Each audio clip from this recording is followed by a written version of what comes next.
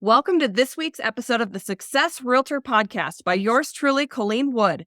Here is where we celebrate success in real estate and share the wisdom and struggles so others can be successful too.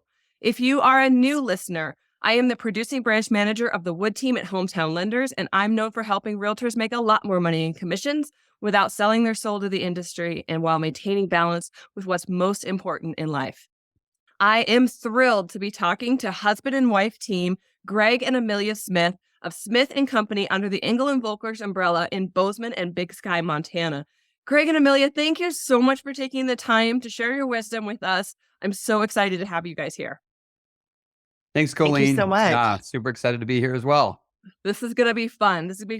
I had so much fun researching you guys, and so I have some great questions for you, and I'm excited to hear what you have to say.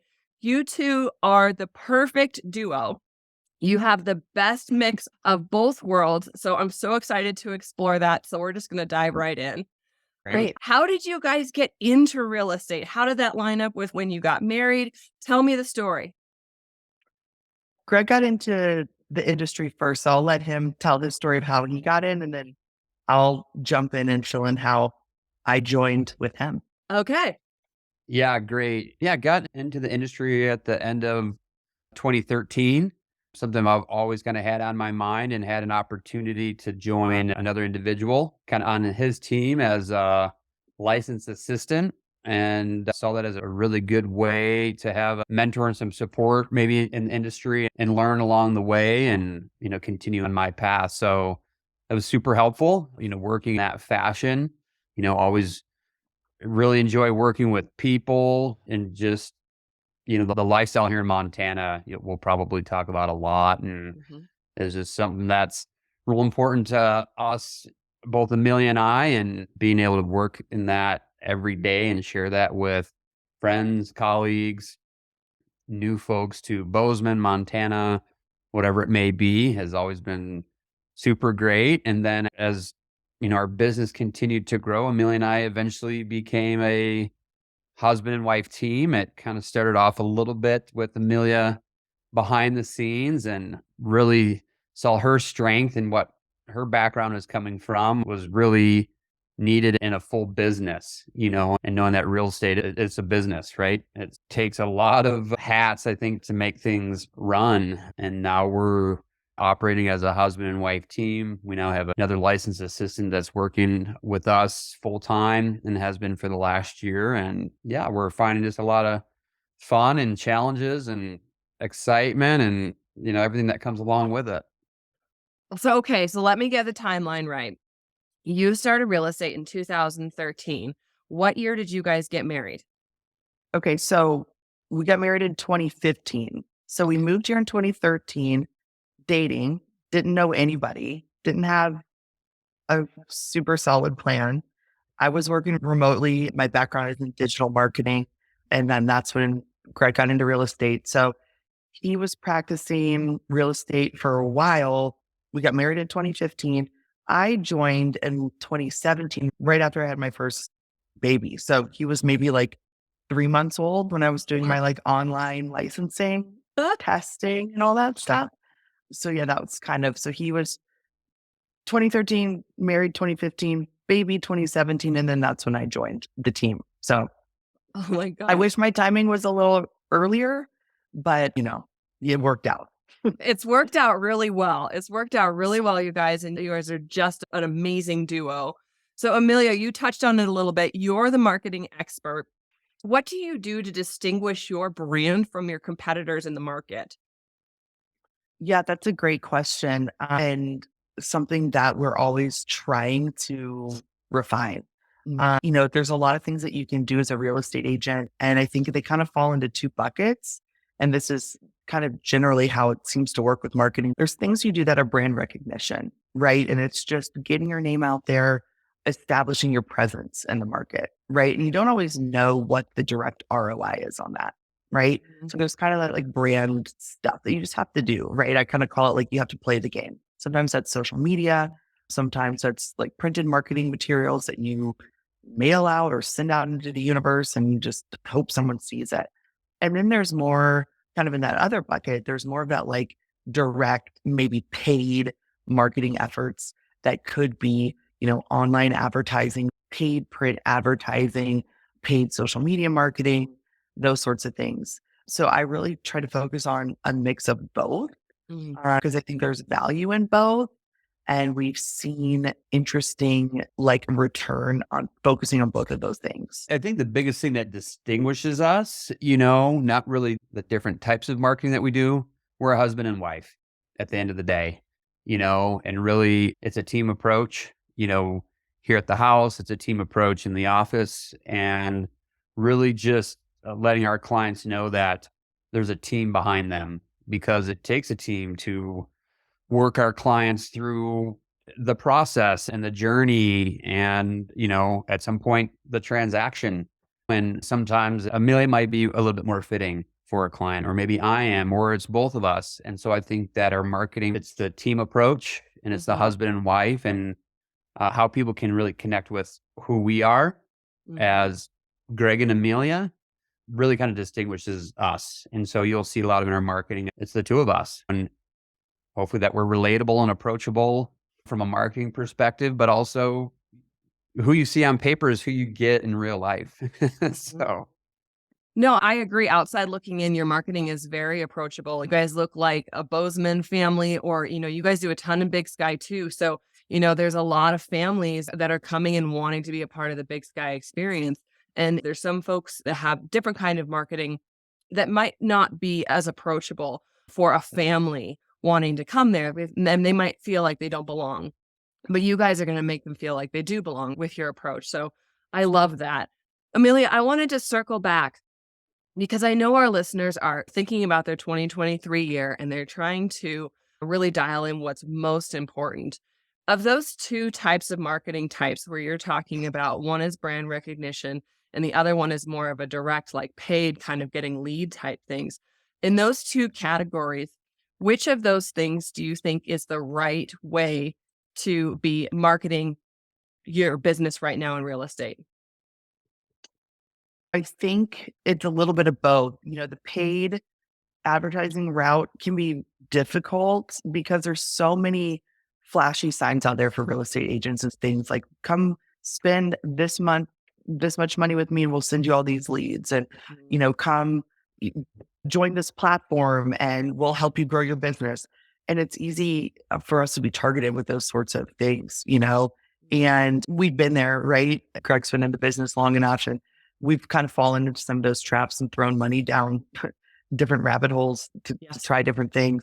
And I think you just have to be really diligent about what are you really going to spend time on? You can sign up for a platform, you can sign up for all this stuff, but if you don't really invest your time into those tools or that platform, it's not going to work for you. So if you know that you're not the kind of person to kind of work that, call it like an online software, don't go that route. Maybe you're more of a in-person networking type and you could join different organizations or have the ability to distribute some printed material somewhere that is going to be more realistic for you. So I think there's no one right answer. It's just know yourself, know your team, know your strengths, and find a marketing channel that's going to work for that you can stick with. Because I think the consistency is what's important. Yes, absolutely. Absolutely. All right, you guys, you two are super big on connection. And we've started that conversation just a little bit about how you put yourself out there. You show your family. You have young kiddos, but you're trying to build a connection. And I think that you truly do. How do you establish that connection with new people in the market? And how do you keep it going post-closing? Yeah, I think that's great. I'll kind of kick it off and then pass it to Greg because I'll pay him some compliments here. Greg is great, and I've learned a lot from him, and just that he meets people where they're at, right? And he's great at reading people and kind of communicate, like almost like reflecting their communication style back to them. And I think that helps people feel really comfortable and just really knowing what it is that they need. Uh, Sometimes real estate agents can get a bad rap of being kind of like used car salespeople. And that's like the exact opposite of how we are. We authentically listen and connect and do that. And I think that just comes naturally a lot with both of our personalities, but especially Greg. I'll give him credit to that. He's just like the guy that you meet him one time and you're like, I feel instantly comfortable And I think that's really important. So that's kind of my tooting Greg's horn, but I'll let him kind of fill in the rest, but he's wonderful at that. Thanks, Amelia. Yeah, I think even before I was involved in real estate, I always just like sharing my experiences, my knowledge, whatever it was, whether, I was riding up a chairlift in Steamboat Springs and just telling other people coming in about just, hey, check out this place to get a steak, or if you need to get your mountain bike tuned up. I'll keep some of my secret ski stashes a little bit more private, but everything else I'm happy to share. And I just enjoy doing that. So I think kind of the connection for people that maybe aren't from the area, since we have so many new people incoming here, is just sharing what I like, about an area. Call me a glorified tour guide, and really take the approach of, just educating people and keeping in mind that the sales and success and all that stuff that will come organically, right? Not always quickly, but if you take that other approach, we found that's worked for us. We found that's worked very well for Amelia and I. Sometimes it's grabbing the cooler and putting sandwiches and some beers in the back of the side by side and showing people around. Sometimes it's very strict to just looking at homes and real estate only. There's a mixture of those things, and just knowing, hey, be the expert, show folks, what they're looking to learn. And, we are in the business of selling homes, but that it all comes with patience and time. Absolutely. And I love that you don't rush it. I love that Yeah. you take the time, and I think that's your secret sauce. Yeah. So, Greg, you're huge on introducing our Montana lifestyle to folks coming in. Like you say, you're a glorified tour guide. I love that you say that. How do you present Montana life to new buyers? What do you focus on, or is there something that they're gravitated towards? Well, I think a lot of we're not natives here. We've been here a decade, lived throughout the West, but I think it's just a lot of the values that we hold personally, which I think is consistent with a lot of other Montanans, or just folks that are coming to Montana, is just quality of life, really. And we're all on this planet only for a short period of time, and really want to share in its beauty, and, just good, happy, healthy lifestyle, that as we see as the world's growing is much harder to attain, and realize how special this place is from other places. And I'm Well, I grateful every think day to wake up that I get to call this home, and this is the business that I get to do, and travel and meet new people and do different things on a daily basis, and just share that, because I feel very grateful and I'm very proud of it too. And so I think it's just a little, I'm just being who I am.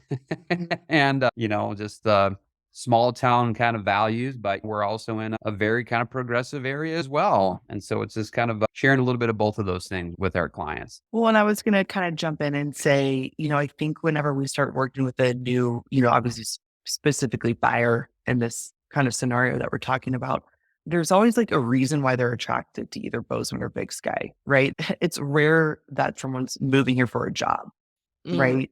It's not traditional in that way. People move here because they want to be here. And there's so many different reasons why people want to be in Bozeman or Big Sky.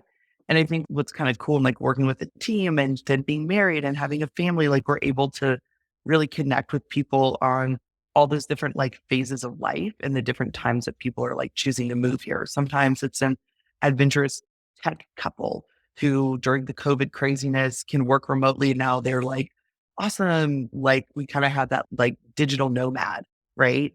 Moving here. Or we're working more and more with young families like us who are moving to the area because they want that different family lifestyle. So I think it's neat that we've gone through different like those phases of life too. And we've done all the different things in Bozeman and Big Sky over the past decade, so we can share our experience and connect on that level with what the unique reason is that they're moving here, because it's always a personal reason. Yes. It's not really a professional reason. My favorite question to ask my buyers that are coming in from anywhere is, I always ask them, why Montana? And it's 100% of the time, it's a romantic reason, it feels like to me. Like I agree, most of the time it's not, they're not coming for a job. There's something pertaining to their family, whether they're trying to get close to family or they're trying to create a lifestyle. They've always dreamed of being here. It's always very romantic. And I think that that's what makes Montana special. Yeah, absolutely. hmm So you guys have two small children that you are hugely involved with. Some realtors are not, which blows my mind, but you guys have them with you often. You have them as a part of your marketing. You're sharing your life with us in your social media, which I love. How do you balance a very productive real estate career with two small kids? Do you feel like you miss out on anything on either side of it? That's a great question. And like, case in point, we have a son who's been sick all week, and I've been home with him the last 3 days. And now I had to show property in Big Sky. And so I'm here and Greg's at home. And as you saw him in the background, I think that this is a very timely question because it's been one of those weeks where we're super busy, had a bunch of stuff stacked up for both of us, and had to reschedule a ton of it because I needed to stay home. You know, the pros far outweigh the cons. I'm Mhm. super grateful as a mom that I have a career where I can reschedule stuff.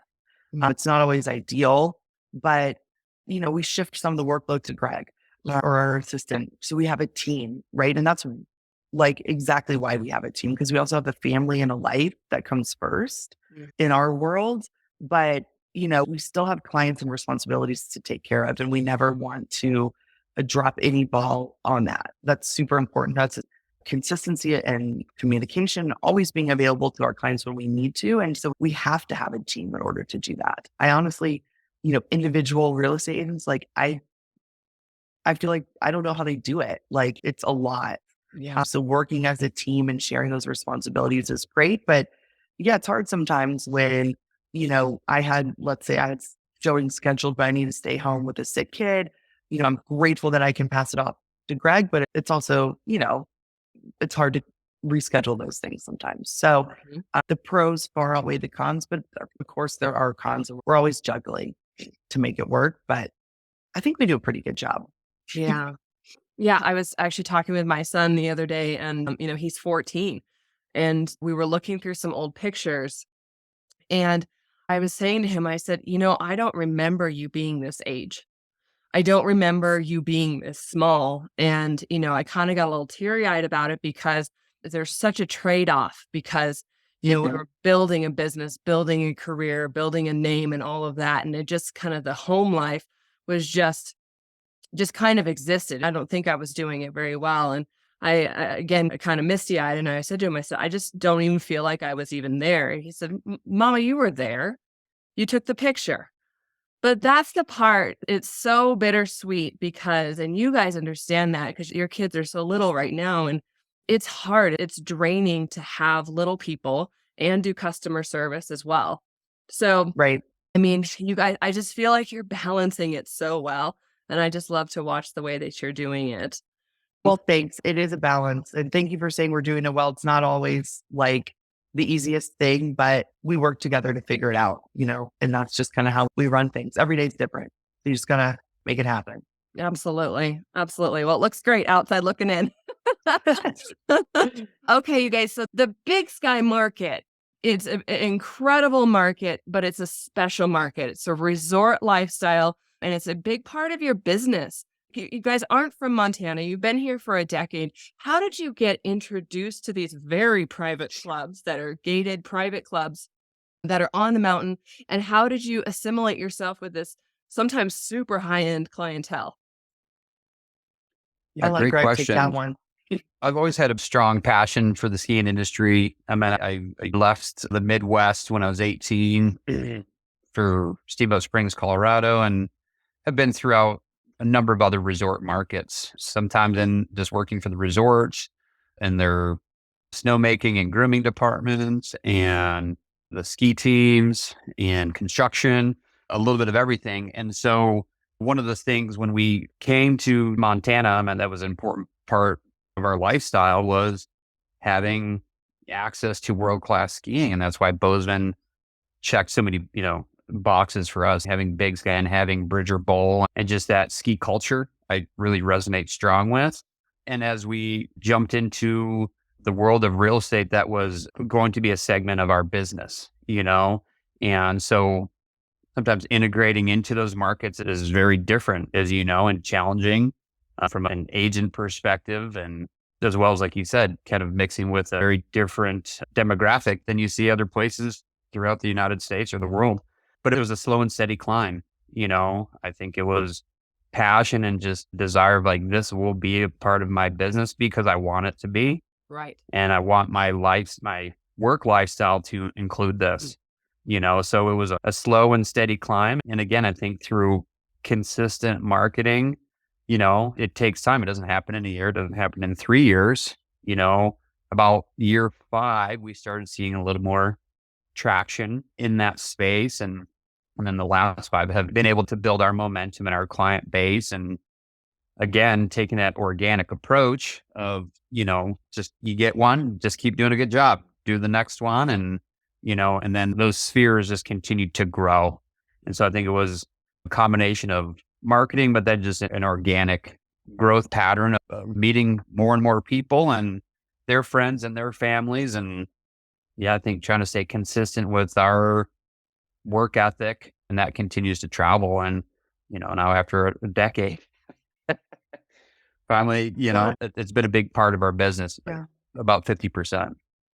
Well, I think, Greg, you touched on something that makes a lot of sense and kind of how, looking back, right? We don't always look back on how things have developed over time. But like Greg said, he wanted Big Sky to be a part of his work lifestyle, right? But Big Sky is a part of our personal lifestyle. So those things fit. We are on the ski lifts. We are going to the road. We are like part of the community because we love the community.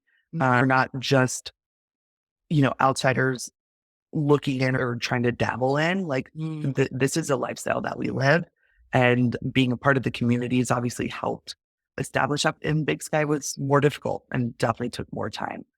But we kept grinding, we kept being here, and we kept being part of it, and then things started to click. And it's that consistency and just that determination. Persistence, I think, is with anything in real estate, right? Or any goal, right? It doesn't even have to be real estate. Just, I think persistence is super important, and if you want it, you'll get it, right? You just have to be persistent with your goals. I love that. And I think that that's really inspiring for people that, see a market like Big Sky and assume that you must have had a golden key given to you. Like you showed up here with a golden key. And I wish. We moved here and we did not know one person. I wish I had that key. So that's really inspiring though. But I think it's important that the takeaway on that though is that you guys shouldn't just try to come into this very special little corner of the world and try to take. You assimilated, you gave, you were a part of the community, you were contributing, you were loving it, you were telling other people about it, and then just very naturally you were able to work in it. So, take some notes on that, you guys that are hearing this, because it's important. And I know it's something that people really covet is to get to work in a market like Big Sky, especially in those very private clubs. Those are very special, very special. Okay, you guys, how is it working with your spouse? Do you ever get to put work on the back burner, or is it ever off limits for conversation at home together? Or are you guys, your pillow talking about real estate and transactions? Yeah, I think it's more, unfortunately, this point is more the latter. We haven't set up a lot of boundaries on when we can and can't talk about work stuff. And I think that's just, maybe we should. That's probably a good goal to work toward. But I think, real estate's unique in that I saw something that was a funny post where it's like, I didn't want to work a 9 to 5, so now I work 24/7. And I think that's true, really true for real estate. So it's just like happens all the time. I think, and we're okay with that. We embrace that. And we're both like, I don't know how else to describe it. We're like anti-procrastinators, right? We're like, something happens, we want to talk about it, we want to handle it, we want to get it done. Right. But I think an exception to that is when we're focused on our kids in the evenings, from call it, after school until bedtime. It's typically a time where we're really trying, can definitely do better, but wanting to focus on them, cook dinner together, those sorts of things. And, a lot of times after bedtime, hey, we pick back up, computers open, we have calls in the evening, we do those sorts of things, but we do try to section off that late afternoon, early evening time. It's family time. I love that. I love that. So, what does 2023 look like for you guys? What would a successful year look like this year? Well, I think if we could be on track to how we've produced the last few years, which I think for a lot of folks has been very successful. For us, it's just going back and, a little bit of working uh, on the business, right? As opposed to always just in it all the time.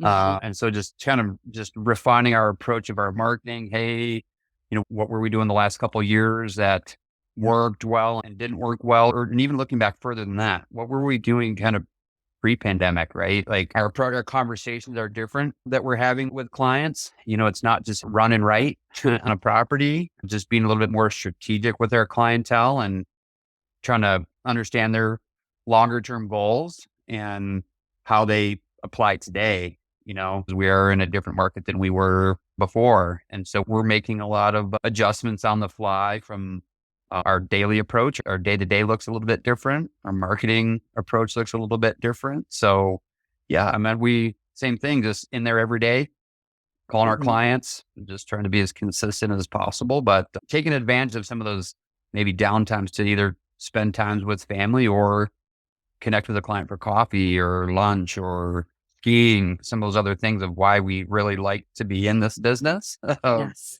having those talks on the chairlift with a client or something like that, as opposed to just kind of running around with our heads cut off, which it kind of felt like for a couple of years there. But Yeah, yeah, looking forward to what this year has to bring. that's really exciting. How about you, Amelia? Yeah, I would say kind of from my role in our business, leading up some of the marketing efforts is success would look like really leveraging some of the listings or the momentum that we have to gain more business, right? Sometimes in the past, if you had listings, you didn't even have a chance to like do a video, do a lot of marketing on it, all that stuff because it's sold so quickly, which is great, right? But the pace of things is a little bit different. So we're really trying to focus on, A, of course, doing the best work for our clients, getting great marketing out there to get the property sold. But in tandem with that, it's a great marketing piece for us to be able to use and really distribute it through a lot of different channels. So, for example, in the past, there's some great print marketing and stuff where it's like, hey, well, we didn't even get the chance to get this listing in a great magazine to get eyes on it because it sold in 2 days max, Right. So now that's just an example of something that I think is a great thing to focus on this year and really kind of expand and grow our business while also doing the absolute best for our clients in this shifting market.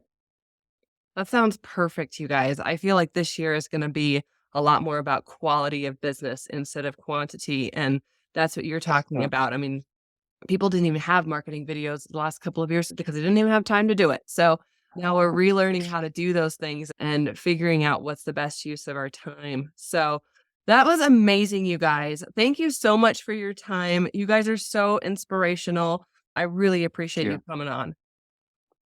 Yeah, Thanks, thank you. Colleen. Thanks again for listening to this week's episode of the Success Realtor Podcast. Just as a reminder, I'm the producing branch manager of the Wood team at Hometown Lenders. What we are known for are three things. Number one, we close on time. Number two, we keep our realtors in the sales seat at all times by keeping them updated on their current transactions. And when you entrust us with a lead, we follow up on that lead until they buy, fly, or die. Leads are never lost to our lack of follow up. Our number one priority is for you to earn more money in commissions so that you can improve the lives of your family, community, and in turn, our country. So, can I count on you for that next buyer lead? I would love to work with you too. Also, if you're interested in being a guest on the podcast, please just reach out to my office. All right, well, we'll talk to you when you call in, and we'll see you on the next episode of the Success Realtor Podcast. Bye bye.